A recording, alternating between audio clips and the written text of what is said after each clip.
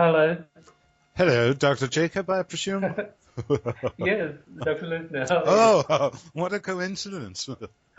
But can you hear me well? I can hear you well, and I suppose the same goes for you. Yes.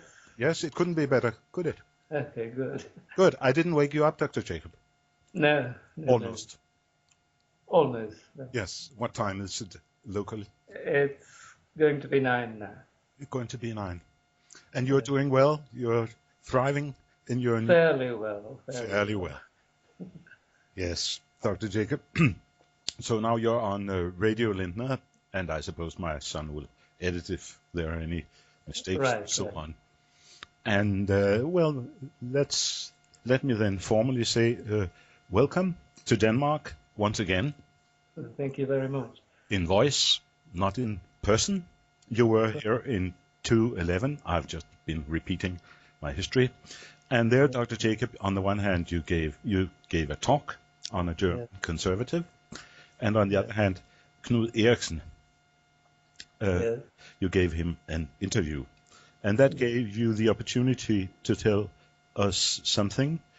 2,000 or 3,000 people seem to have been listening about your own background and your studies, your translations, and now I'm sitting with this huge, you've been so productive, such a mass of books here. And what do I see here? Is the chronology correct? You may have started with the book of Henry Moore's Manual of Metaphysics. Yeah, that was a long time ago. Very long time ago. And I'm really impressed. I've read it 3 times now. And by the way, it's on sale in Germany. Is it? Yes, that was one thing. And then perhaps I'm not respecting chronology. Eugen Düring on the Jews, a topic you often take up, and Stuart Chamberlain, political ideas. And then we go all the way back to early times where you try to reconstruct the solar cosmology of the Indo-Europeans. Then we have the book on the nature of nature. You give the Latin title, De Naturae Natura. Then we have something on Indo-European religion, a part of the other book, I think. And then the Nobilitas. And quite a few books on Rosenberg, which means that you have a focus on the aristocratic tradition, we might say, going back to early times. And you often speak about Jews and Jewish problem. You speak about democracy and the contrast to the aristocratic tradition in Europe. All of these topics of great interest to me personally too, just as the question of solar cosmology, a topic on which I'm also working at present, going back to even to Egypt. And there's a focus on the golden ratio. I think it's very important, this topic of the royal cubit. But that's not what we're going to talk about today, Dr. Jacob. Okay. The immediate occasion would have been that you contacted me, well, perhaps 2 years ago, telling me about your plans to translate Eichmann. Yeah. And then eventually, about half a year ago, I suppose, 2 titles appeared. Right. On the materials from Argentina, and then the second book, False Gods, the Jerusalem Memoirs. Yeah. Eichmann is important. Why is Eichmann important, and what are really our sources for Eichmann? Well, the trial of Eichmann, of course, is a historical landmark because it displayed the entire range of anti-Jewish measures during the Reich from the point of view of a German official at that time. So it gave first-hand accounts of exactly what happened. And this was, of course, after the Nuremberg trials. And after the Nuremberg trials, there was not so much interest in the German situation. There was an interest in resuscitating Germany and bringing it back to life after the war. So there was not so much of an interest in punishing Germany. It was only during the Eichmann trial that the whole question of punishing the Germans came to light and became, the major focus of international relations.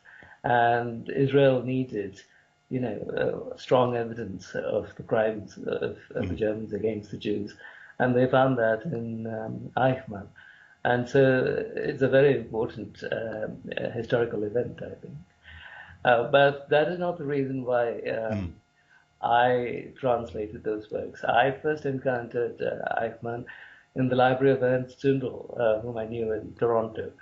And I was able to read Dr. Rudolf Aschenauer's edition of the tapes from Argentina. And I was fascinated by the account. It seemed so honest, and I did not at all doubt any part of it, because he spoke very clearly and thoroughly, without any evasion at all, in that book. And so I thought already at that time, those were 20 years ago or something, that I should translate this into English, to make it available to the English reading public. So that is my first encounter with Eichmann, through reading his memoirs, not the trial itself. Yes, already 20 years ago. Good of you to emphasize that. Yeah, that's where I met you, actually, a long time ago in Toronto. Yes. Yeah.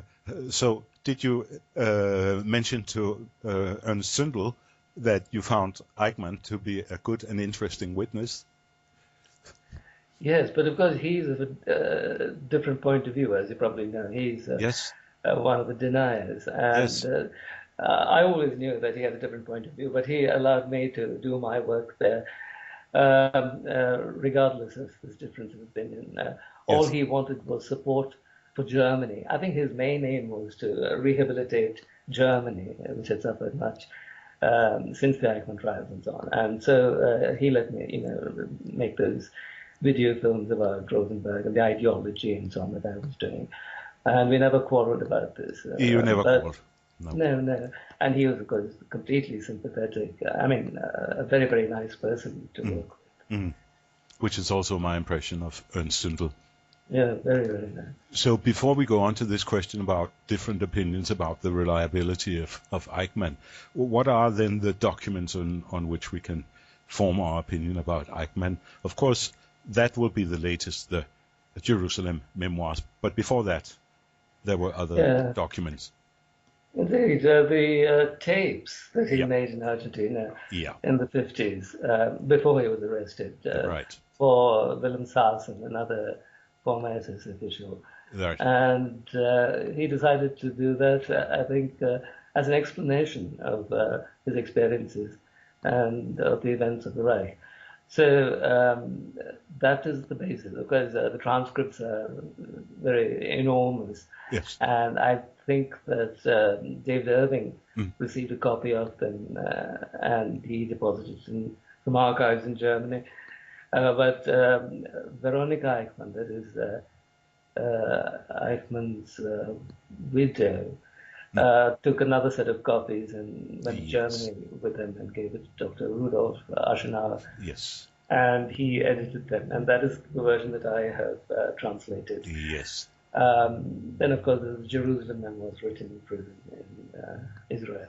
Yes. On the one hand, the pre-trial interrogations by a former German, then Israeli policeman.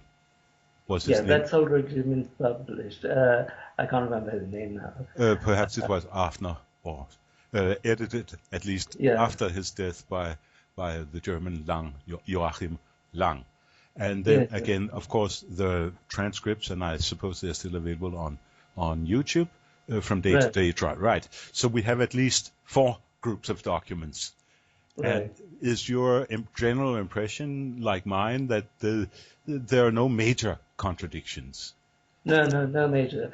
In fact, the Jerusalem memoirs give greater details of his witnessing of many of the shootings and so on, that the Argentina ones do not discuss in detail or avoid sometimes. But these are only small details. Yes, that's my general impression. So it seems, Dr. Jacob, we agree that we here have an important witness and a fairly fairly reliable witness. So we should use Eichmann when we write history and try to form an opinion about that. But Indeed. This is not an opinion shared by the major so-called revisionists or negationists or denier, which is Robert Faurisson. So I have here a book edited by Ernst Gauss, I think that will be Germa Rudolph, dissecting the Holocaust. And let us hear the opinion, only a few lines. I think it's a good starting point, Dr. Jacob. What Dr. Faurisson, it's a French professor, born in 1929, and he claims and has been claiming for almost 40 years, yes, decades, yes, certainly for decades, that the Holocaust did not take place. So I think it's worthwhile looking a bit closer. So I quote from this book. At the proceedings against Eichmann in Jerusalem in 1961, the lawyer, Dr. Robert Servatius, had not wanted to raise the question, namely about the gas chambers. In a letter on this subject, dated June 21st, 1974, he wrote to me, that is to Robert Faurisson, quote, then in German and then the English translation, Eichmann himself had not seen any gas chambers, comma. The question was not discussed, but neither did he raise the issue or of their existence. This is then a direct quote from Dr. Servatius, the lawyer, Eichmann's lawyer. And then Faurisson adds in a note, and that's important. While waiting for his trial in Jerusalem, this is Faurisson speaking, Eichmann, in his cell, was fed like a Christmas goose. Aha. He ended up no longer knowing what he had heard, what he had seen, what he had read. Here, for example, Faurisson continues, is a very important passage from his interrogation by the Israeli government commissioner regarding the gas chambers, directly from the transcripts, and then a reference is given. And now comes the quote. The commissioner, did you talk with Höss, that was the commandant in Auschwitz, about the number of Jews who were exterminated at Auschwitz? Eichmann's answer, no, never. He told me that he had built new buildings and that he could put to death 10,000 Jews each day. I do remember something like that. I do not know whether I can only be imagining that today, but I do not believe I am imagining it. I cannot recall exactly when and how he told me what and the location where he could, where this could be. Perhaps I read it, and perhaps I am now imagining what I had read, I had heard from him. That is also possible. So Faurisson concludes that Eichmann simply cannot distinguish between what he experienced and what he later on imagined, perhaps under the influence of books or other external sources, which means Eichmann, we can discard him as a witness. That is the position of Faurisson. And some people, I think, would be persuaded by that sort of argument. How would we want to respond to this, Dr. Jacob? Well, first of all, the question of gassing is not so controversial. Eichmann repeats the term gassing constantly in his Jerusalem memoirs, and there's no doubt at all. For instance, on page 86 of the Jerusalem memoirs, he says, I saw him in the uniform of an officer of regular police, and during the trial, my defense counsel showed me a photograph which represented him as SS Sturmbannführer, who conducted the killings through gassing in Globotchnik's jurisdiction, and so on. In Kulm also, the Gauleiter and Reichel personally connected to this matter. He corresponded on this with Himmler. Bortmann, the director of the Kulm Gassing Center, likewise came from the euthanasia staff of Brack. and so on. This is taken for granted. Yes. This was just an extension of the euthanasia program, T4. And so that is how they gained experience in murdering large numbers of people. First it was vans, and then chambers. Yes. Always using gas. That's right. Yeah. All right. I suppose if I were to take the party of the devil, in this case Professor Forrestal, I would say yes, but these are things that Eichmann read in books later on, and he could, in fact, Forrestal, point to a picture of Eichmann in his cell in Jerusalem, where we do have these books reporting such events. So Eichmann, if Forrestal was here, he would probably say, there you go. What you're arguing just goes to show that he was fed like a Christmas goose. So how do we refute Forrestal here? I agree with your point, but it would be good to spell it out, I think, how we refute him. Would we want to say, raise the general question, I think one of my friends does this, he would just ask one question. What was the Jewish policy? What was Hitler's policy towards the Jews, say from 1941? Right. Late 1941, he actually visited Lublin, and there the gassing was conducted in small huts. Yeah. Then Kelno, in January 42, he witnessed and he describes in detail how a group of Jews were led into a van, and then he saw them emerge dead. And then the staff attendant worked on them with pliers to remove their teeth, their gold teeth or whatever it is. That is in January 42. Again, using gas. Minsk in January 42 was shootings in pits. And then he describes also a horrific event where a child's brain that is shot out actually lands on his coat, and his chauffeur has to brush off the bits of it from his coat. Okay. In Auschwitz, he visits in spring 42. Yeah. And there, he does not actually go into the gas chamber, obviously, he couldn't. But he sees all the corpses lying outside because they were incinerated after the gassing. And, he was shocked by it and staggered and so on. So he takes all of this for granted. And the method is always this hydrogen cyanide. There's also exhaust fuels. That's right. Right. So there are two types. When the smaller gassings, I think they used exhaust fumes, and then later they started using this Zyklon Bay or something. That's right. And on page 79 of your false gods, of Eichmann's false gods, he does tell us of the experience that he had in Kulm near Lublin. And he says that this was the most dreadful reality that I ever had. The supernegationist Forrestal might say, well, this was just the Israelis who may have used some sort of hypnosis to persuade him so that he was no longer this Eichmann, able to distinguish fact from reality.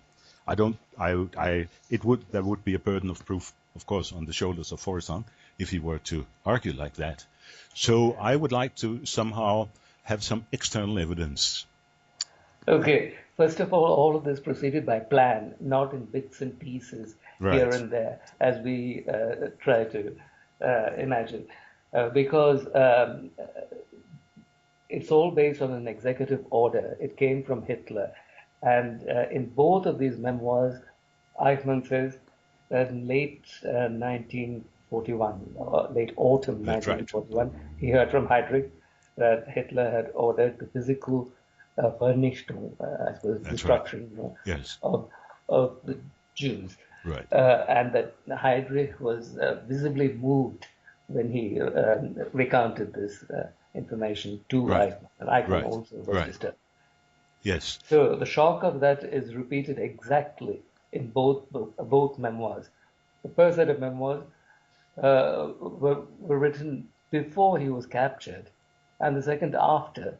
So there is no question of any imposition from Israelis or anything. Right. I like your word shock, because we have reports entirely independent of Eichmann, like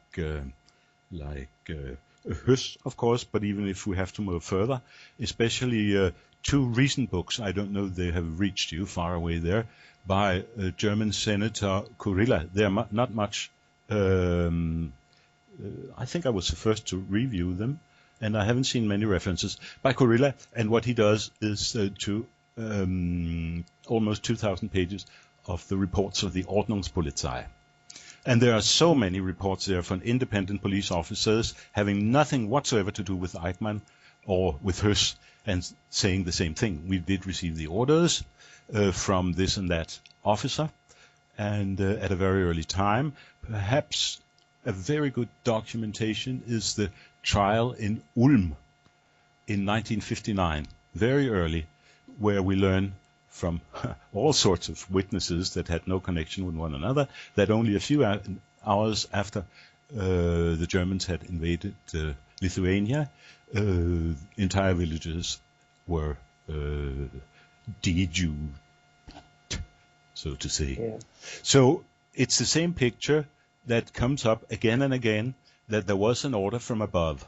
Now, of course, I don't know if it's being playful or how. Even today, I think David Irving has promised $1,000 to anyone who can come and show him a Hitler order. So it's sort of the same thing as Forresang does. Right.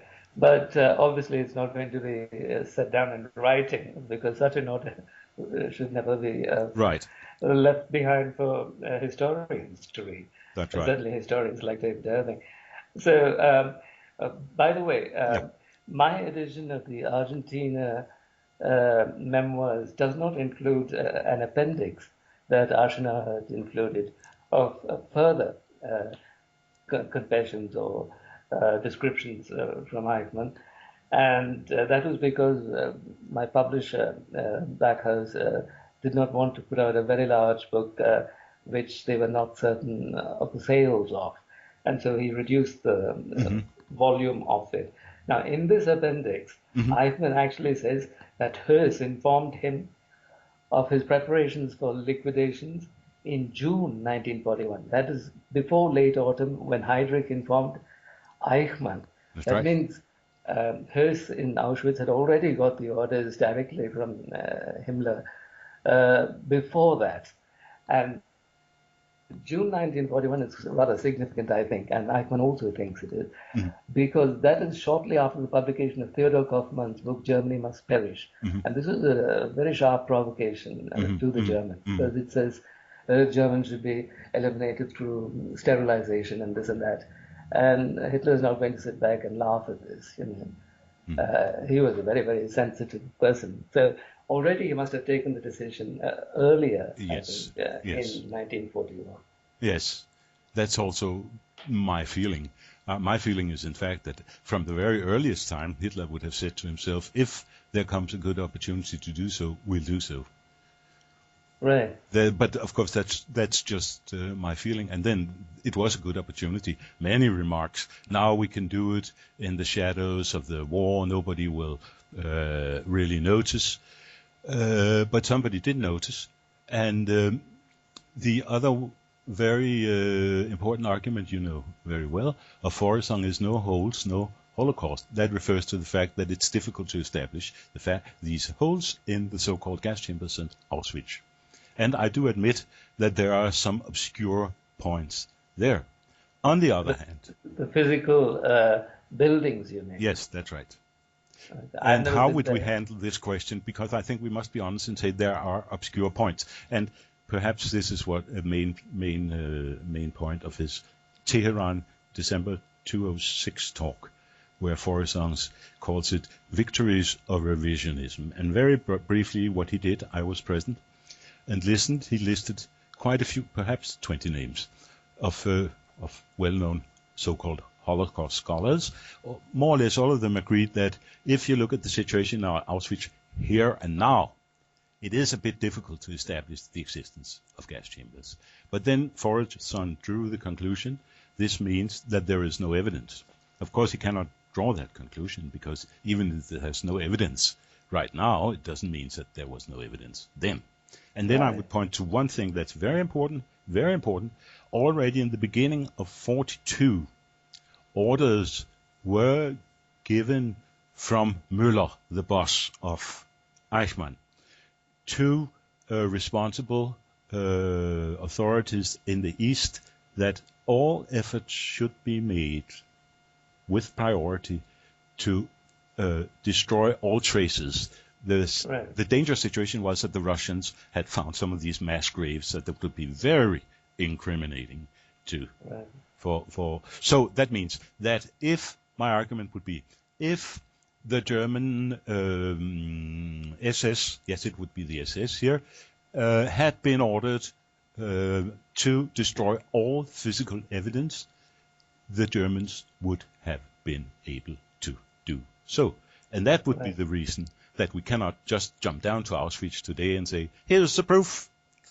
Right. That would be my argument. Indeed, I think it's a clear one, because from autumn 1942 until the summer of 44, they were destroying all the evidence, graves and burnings and this and that.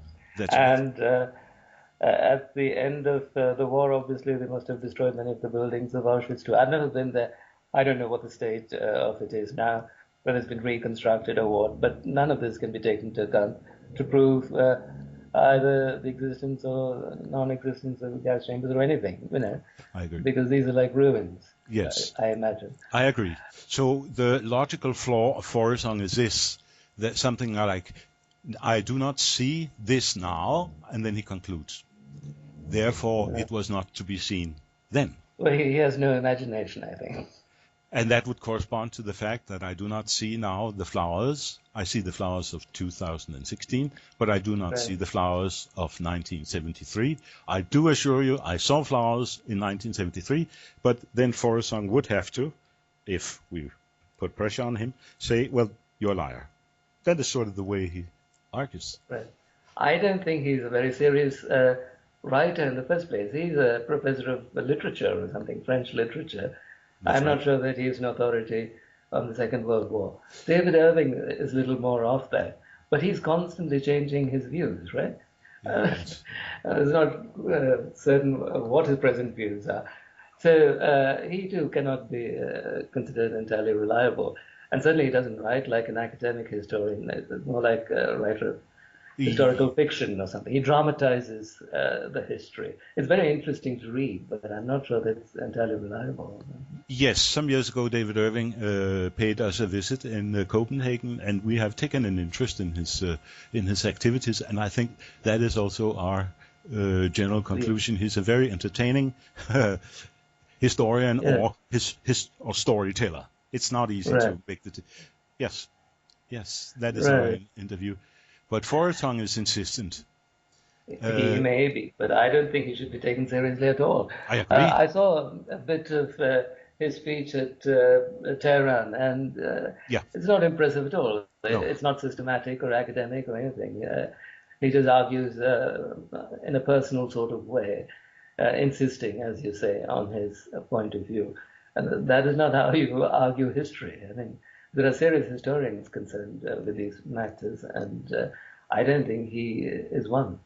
I agree with you, and the sort of people he generally appeals to would be, well, you can see that some popular people who are known in the media, pop singers, musicians, people without education. Yeah. And that is not nice to exploit the ignorance and gullibility. Indeed. No, I've never read anything by him and I've not been interested. I've actually not read any of these revisionist historians at all. I tend to mistrust all of them because I think many of them are Jewish. I think Forresong also is possibly partly Jewish. And the people in the IHR, yes, I remember that impressed me. It almost shocked me, Dr. Jacob, when you told me this when you were here. And yes, how can we decide? Sorry? How can we decide? Well, I decide through the impression that I get from them, their appearance and their conduct. And I believe this to be true of both Willis Carto and Mark Weber. Really? So many of these people are. David Cole is definitely Jewish, I think, the one who went to Auschwitz with Sindel. And Leuchter could well possibly be. Many of these people are. So it's they who are obviously most interested in that part of, recent history. So it's not surprising that they're Jewish, because this subject interests them most of all. Right? Yes, it's a difficult one. I've also given it thought. Perhaps I'm more prone to say that hatred does distort your judgment. I'm more because bad Jewish behavior is also the bad behavior found in other people. So I don't want to distort too much. Yeah. Well, I mean, the question is, why did this whole phenomenon begin of revisionism? I think it began with Paul Racinier, who also, I think, is partly Jewish. He was a communist and a resistance fighter or something, right, in the French Resistance. And if you read his book, I have not read his book, but I see the titles here. They're mostly about his own experiences in Buchenwald and Dora, which were not death camps, which is just penal colonies. That's right. Or something. Yeah. And then he wrote a book also about the Eichmann trial. And in 1965, significantly, a book called Operation Vicar, which defends Pope Pius XII, who was the Pope during the Reich. Yeah. And if you see the subjects he's chosen, it seems to me that his effort at revisionism was really in order to establish some kind of reconciliation between the Jews and the Germans, between the Jews and the Catholics, because he perceives the Catholic Church and the Germans of the past as the strongest enemies of the Jews. And his effort after the war is to show that there should not be such a radical opposition between these groups, and they should come together. He was a sort of pacifist and universalist in this way. So that seems to me the original stimulus of this historical revisionism. There's another person, Harry Elmer Barnes or something in America. Yes. He was actually a historian of the First World War and the Second World War. And his motivation was that he noticed that the Allied forces were always blaming Germany for atrocities and so on, even during the First World War. And then he thought, well, maybe the Holocaust was also another such atrocity fabricated by the Allies. Yeah. His was just an effort to rehabilitate the Germans. Yes. Very sympathetic view, but not historically accurate.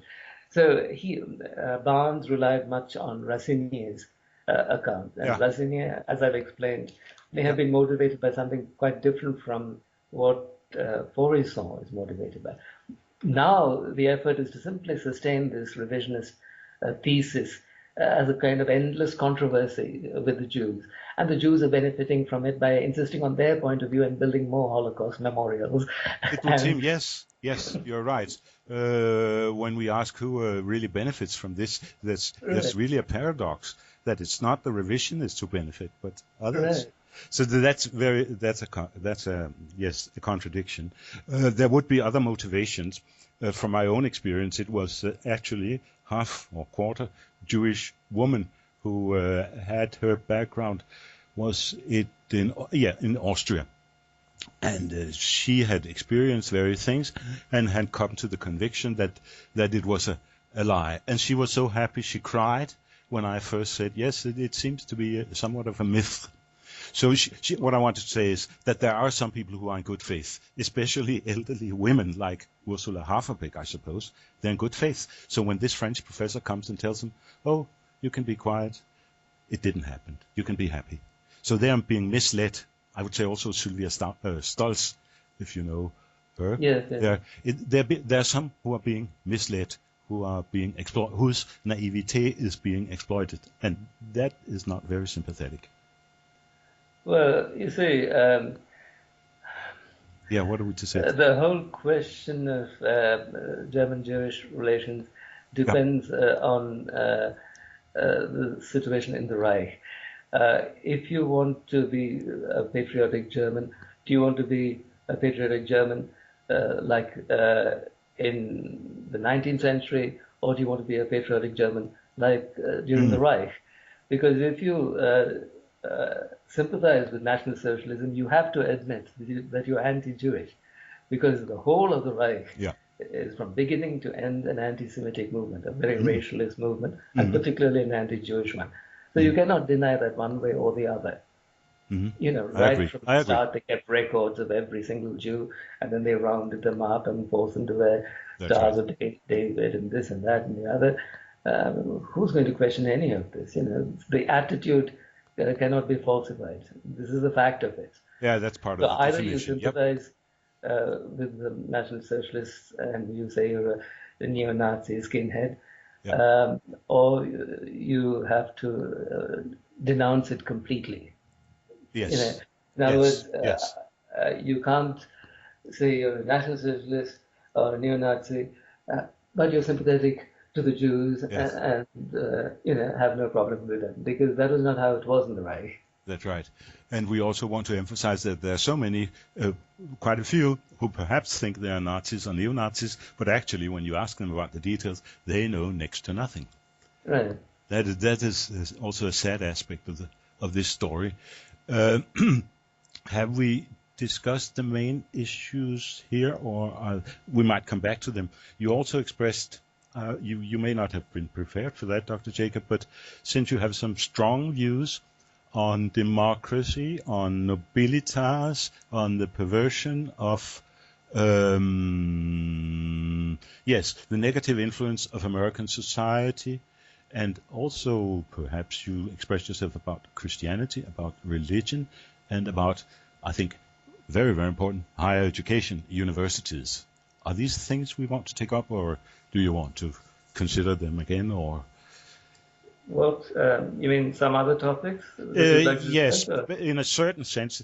I mean, here we have the false gods, and that is, they were written more than 50 years ago. Right. Why hasn't any traditional scholar presented them? Why was there not very much interest in this? Indeed, yes. That is a good question, isn't it? In Germany, it is on the index. Is it on the index?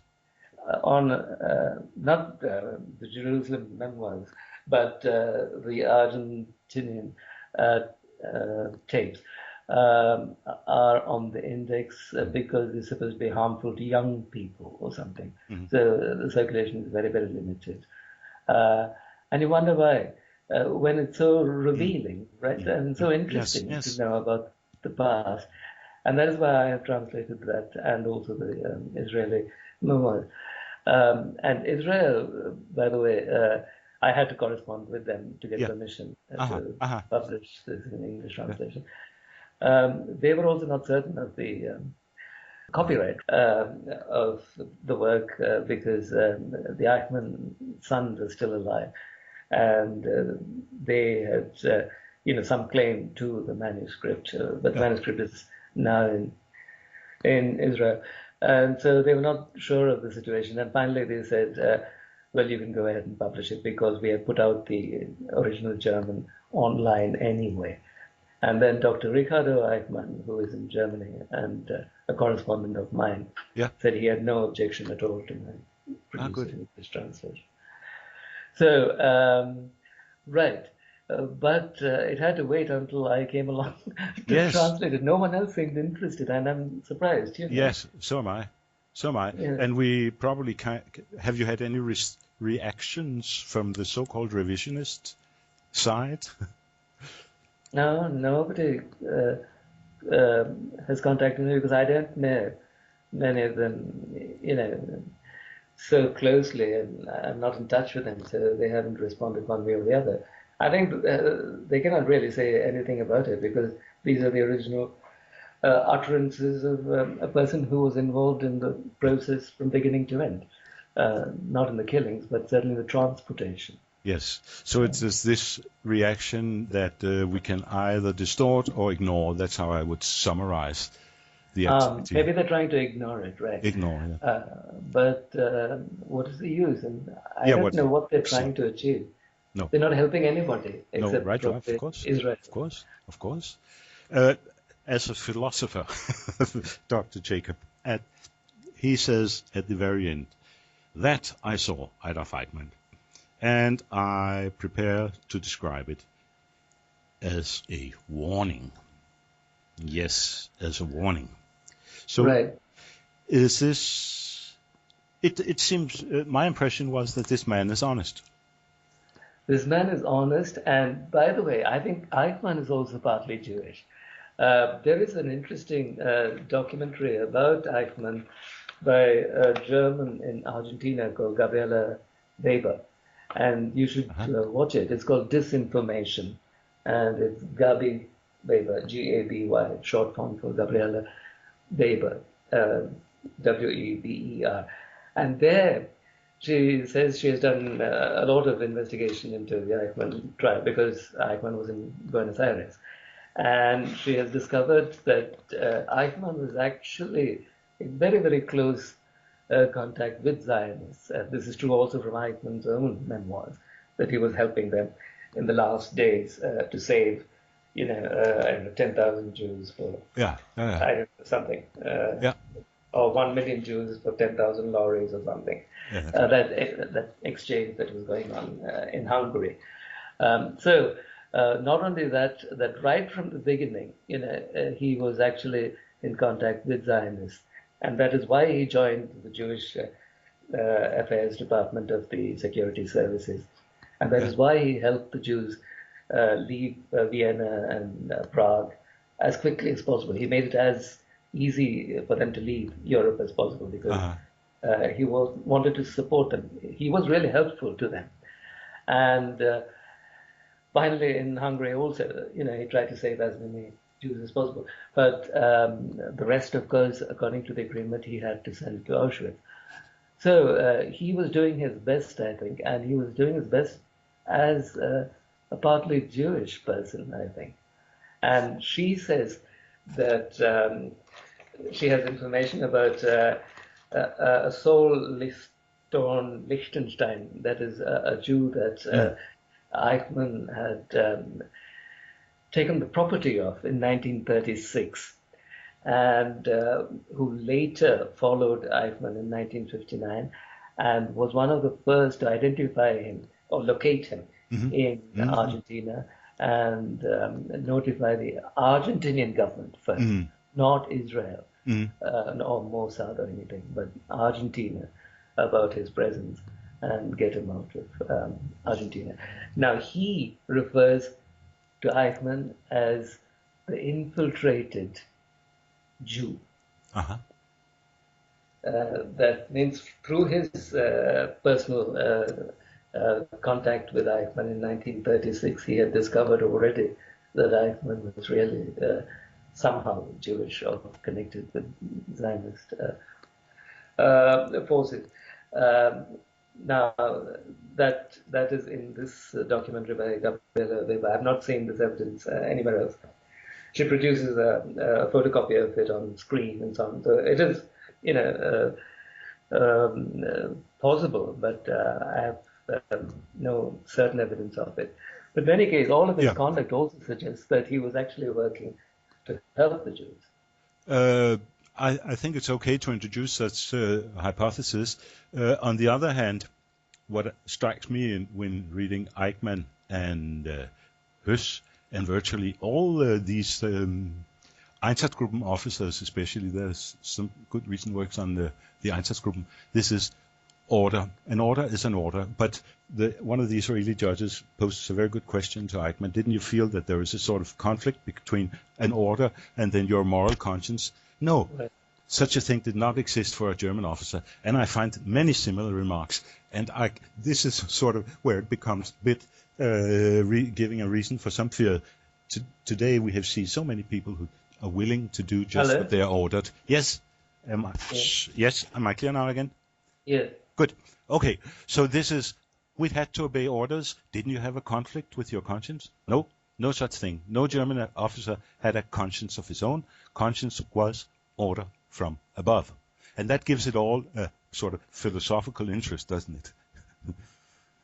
Well, Just obey orders and everything is okay. They could not afford to question their actions. They simply had to perform them. So this is what happens in war. Only in the case of Germany, the actions were rather extraordinary. Right, he says that he lost interest in working with the Reich very early on. Once emigration was stopped, he was helping the Jews originally emigrate, you see, through these centers that he established in Vienna and Prague and later Berlin, as fast as possible. And once the order came in 1941 to stop emigration, then he became desperate and he really lost all interest. And he simply continued to do his work as he had to, because he had to live. Yes. So that is how it was. Yes, and that's what you constantly hear from these reports on the German police officers in the Ordnungspolizei and so on. We had to do our work. Order was an order. No question of questioning the order. Even Speer, very long ago, I think I read an interview, perhaps in Playboy magazine, don't tell, with Speer, where he also emphasized this was the main thing: forgot to ask your own conscience. And that is especially, I think it's fair to put this to the Germans, because they have a very, as you know very well, a long tradition of higher education, where they read the classics and where they learned to be decent people. And that's... right. About the question of guilt, Eichmann, of course, tackles this problem in his Jerusalem memoirs. The last part is a very philosophical discussion. How he read Kant and how he struggled with this question of his actions and so on. And he comes to a kind of conclusion where he's at peace with the world because he did what he could. Now, it is not true that the Germans were the only people involved in all these anti-Jewish measures and actions. That's true. In Slovakia, in Hungary, there were radical forces that actually conducted killings of their own. Mm-hmm. The Arrow Cross in Hungary, for instance, simply shot Jews when Germans even did not want to do that. And Himmler, by the way, another section that I did not have published in the Argentine memoirs is another appendix provided by Aschenauer of documents from the Reich, letters passed between various officials, Himmler and Eichmann, and not Himmler and Eichmann directly, but Himmler to other officials and Eichmann to other people and so on. And one of the letters is from Himmler, and he says that when they tried to shunt all the Jews to the east towards the Soviet occupied territories, they discovered that Russians were shooting at the Jews themselves because they did not like them. Mm-hmm. That is what Himmler says. So it's not as if only the Germans were guilty of these killings. Many people in the East were doing it of their own accord. Yes, for sure. For sure. Right. And you can even find statements by former NKVD officers saying that we might well agree with the German policy towards the Jews. And when you look at these NKVD officers, they look like German officers. Right. Not like Jews. Not like Jews. That's a myth about the Jewish being, well, of course, they were in the Bolshevik regime, of course, that's clear enough. But the officers, the NKVD officers behind Katyn and so on, they look like German officers, police officers. Policemen are the same all over the place. Right, and how could all these roundups of the Jews have taken place if there were not cooperation and collaboration throughout the continent? You know? Oh, yes. And here you have again one of Forreston's false arguments. He was interviewed in Tehran, and then he would say, well, it cannot have happened. It's impossible with this mass murders because, don't forget, the Einsatzgruppen, who's supposed to be responsible, correspondents of telegraphists, cooks, and all other sorts of people. So how can such a small group of several hundred people murder millions? Of course, he forgot again he ignored and distorted because, as you say, there were a lot of local collaborators, and above all, and that's really new, the Ordnungspolizei. I would say that the Ordnungspolizei really, that was an eye-opener for me, these recent books on the order police. It was sort of like this, that policemen from Hamburg, from Hildesheim, from Bremen, and so on, then they were simply ordered in 1941 to go to the east and do some of the dirty jobs. Why do we not know so much about the Ordnungspolizei? Because they came back after the war and took up their old positions, and they would have no interest in looking too much into their own background. So apart from the systematic killings in the death camps, there were also these Einsatz killings and so on going on around. Of course. And that is the context. If we say, okay, the physical evidence in Auschwitz might be obscure, let's put it like that, then we certainly must insist, and this is where people really, old revisionists really get furious with me, then when I say, shouldn't we see things in a larger context? You already, Dr. Jacob, mentioned the T4 euthanasia and the shootings. Sure, because one of the advantages with the 4 camps in Poland, with the 4 camps, is that here you could get away with it without leaving too many traces, without having to make these mass graves and dig them up again and so on. There was continuation. And if you say that these camps did not exist, then you would somehow have to say, well, to begin with, it was okay with Hitler that the Jews were shot in the East, but then did he change his mind suddenly? Or how? It doesn't make sense. He still kept to his old policy. Right. This was continued until 1944 or something, when Himmler ordered the cessation of killings. But by that time, they had been killing for 3 years or something. It's a long time. And that is how the numbers add up to millions. Well, actually, when you think of it, it is quite extraordinary that this actually occurred. Because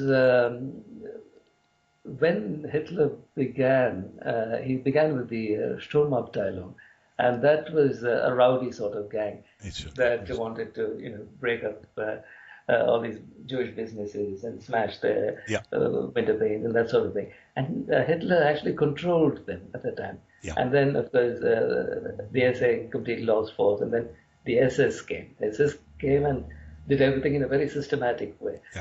So when you consider that Hitler was actually somewhat gentle to the Jews at first, and then changed in their direction very sharply, it seems rather strange.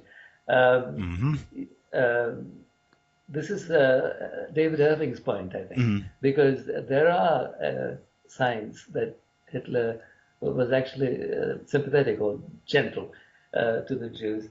And so he said this was his policy throughout. That is not true, because he did change in 1941. And what caused the change, is probably a matter of war and propaganda from America and so on and so forth. But whatever it is, there are signs that he actually controlled the SA in the rowdy movements against the Jews. And so it's very strange that later on he gave this order that actually, is more comprehensive than anything the SA might have wanted to do. Or just to keep a good image to the outside world. I would tend to think so, rather. The table tower. Oh, you mean the early... in the early times, just to present Germany as a civilized society. Oh, that is possible also. Right, like Theresienstadt was established. That would be wise. Any wise politician would do that, and Stalin did the same thing. Pretended to be a very civilized person, which he certainly wasn't. Okay, that explains it then. Yes, and table talk is so full of hatred that it doesn't just come up. And this idea about the Weizmann and the Jews declaring war and so on, that's what he said. But then why were the killings stopped?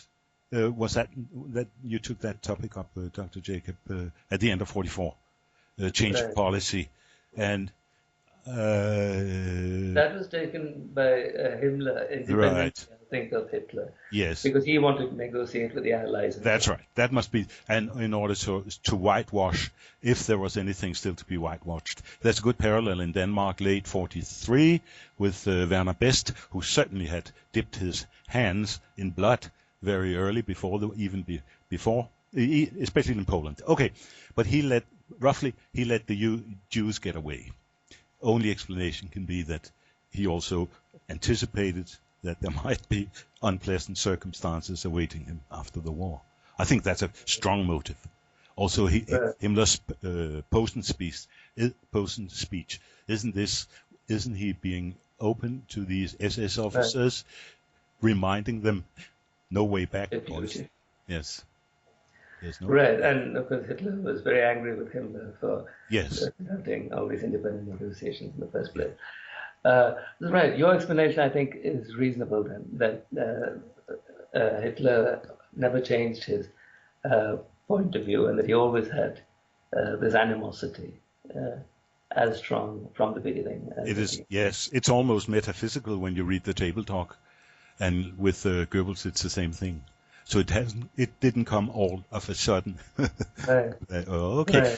Right. Have we discussed the main things, Dr. Jacob, or do you want? I think so, unless you have something else in mind. No, but then perhaps I just a few hours again I listened to the interview that you gave to Knud Eriksen, and it was good for my old brain to brush up some of the things you say about democracy and the aristocratic tradition.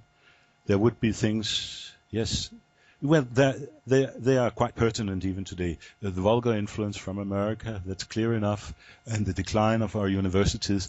But it may be well that we take that up at some later point. Well, actually, it's connected it is. to the right, because this is what the National Socialists were fighting against. Yes. Essentially. Mm-hmm. And so, all of my research is interconnected. Yes. My interest in aristocracy and idealistic philosophy is connected also to the predominance of Jewish ways of thought in modern history. I have seen the continuity very clearly, and it's sort of how bad things are going. Just here in April, that's not a long time ago, Buddhist and Sanskrit studies were totally eliminated and banned from the University of Copenhagen, in spite of the fact that we have a wonderful tradition going back to 1820 or even earlier by Rasmus Rask. This is a very, very clear sign of how things are going very bad. And as they have more than 120 theologians who talk about a person who never existed and make a living by coming with obscure sayings. So there is a problem of higher education, to put it briefly. But perhaps we take that up at another time, the problem of higher education. Right. And I don't just see it as a Jewish problem. I see it simply as as you say, the proletarians, the non-nobilitas are really now running the show. Well, I think there's no doubt that the Jews are running the show. They're running all the shows on every side. So it is a very important issue, and it's important to discuss it honestly. And yes. I think Paul Riso and all these people are not doing that. And I think they're doing a disservice to the general population as well by distorting. Of course. There are so few people who know Jewish history. Also, perhaps you haven't found the time to learn Hebrew, but I'm just starting a little bit there. But yes, qualified discussion of this issue, yes, but yes, others have talked about the Frankfurt School, but how come white people are so stupid? That's also an issue. Without leadership, they just go astray. That's all. And you give them a lot of money, they'll spend it as foolishly as anybody else. I agree. But it's the large systems that matter, and they're not in control of their own governance or society. And as you said in certain connection about if you don't have any metaphysics, I think you're right about that. Yes, then you'll drop down into darkness. Somehow you must have some high spiritual, or what we call them, higher ideals. And you call them Aryan. Well, you say the source of these higher ideals has always been in the church in Europe, and the church is already in a state of disintegration. I mean, it's certainly not defunct, but it is not as strong as it used to be, and that is something that has to be considered. That the church needs to be stronger, because all philosophical and metaphysical knowledge is normally disseminated from a religious source.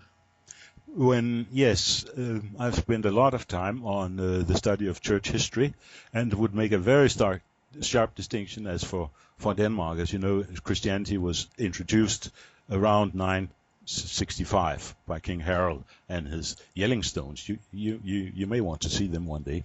And then then we had Christianity for some 500 years, and then we had the Lutheran Reformation to be celebrated next year, 2017. Christianity means many things, means many different things. I can see the corruptions of the Roman Church. I can also see a certain continuity back to the Curia, and isn't it amazing that the bishop, that especially is amazing, that the popes still call themselves Pontifex Maximus. This was the title borne by priests in ancient Rome, including Augustus. There's an amazing continuity. But that is perhaps a good thing to take up later on, Dr. Jacob, this question of, on nobility and the vulgarity of the mass media and so on. And is there a last hope? Even I like Thomas Jefferson, one of my great heroes, he speaks of the democratic experiment. And then he says it will only succeed provided we have an aristocracy of virtue and talent. I still stick to that formulation. I like that one. But the aristocracy should rule. Of course. Yeah. Yes. That is the main thing, I think. But sure. And let's see if some of our listeners, I'm sure many listeners, will now contact me and say, where can we get a copy of Dr. Jacob's Nobilitas? We'd love to have it translated into Danish and many other languages. You have a Spanish translation, Dr. Jacob, of your Nobilitas, and a French. And a French. And a Spanish? Not yet. Okay. Not yet. Let's hope. Spanish and French. Okay, very good, Dr. Jacob. Thank you very much for joining us on Radio Lindtner. And I hope you can come back to us. Last time was 211, and then 216. Can we? Let's something like that. We should have time then to present our thoughts on democracy and so on in a mature fashion by then. Thank you very much, Dr. Jacob. Thank you very much, Dr.